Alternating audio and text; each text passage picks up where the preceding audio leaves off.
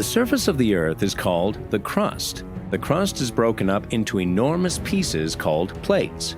Under the Earth's crust, you will find red-hot magma, which is melted rock.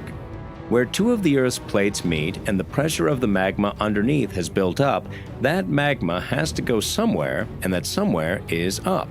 This is what creates a volcano. When magma reaches the surface of the Earth, it is called lava. Some volcanoes explode and can be so powerful they shoot pieces of lava, ash, and rocks 20 miles into the air. Ash clouds can harm airplanes, change the climate, destroy crops, and make it difficult to breathe. Volcanic ash can bury everything for miles and be so heavy buildings collapse. Other kinds of volcanoes don't explode, but push magma to the surface, causing lava to flow. Lava flows slowly, which can allow people to escape, but it burns, melts, and destroys everything in its path. Volcanic eruptions change the landscape. They can destroy mountains, but also create them.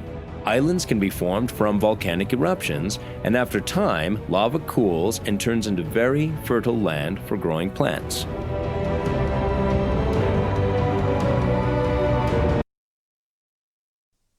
An ice age usually lasts thousands of years, but between 1300 and 1900 CE, the Northern Hemisphere experienced a cooling called the Little Ice Age. The cooling was so intense that glaciers moved south, causing northern European towns to be destroyed.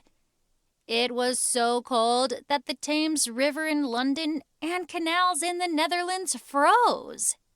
A scientist at the University of Colorado, using plant fossils from this period, may have discovered why this happened. The plants died suddenly between 1275 and 1300 CE. That's exactly when many volcanoes erupted. 50 years later, volcanoes erupted again. Billions of tiny particles from the eruptions were in the atmosphere, reflecting the sun's heat away from the Earth.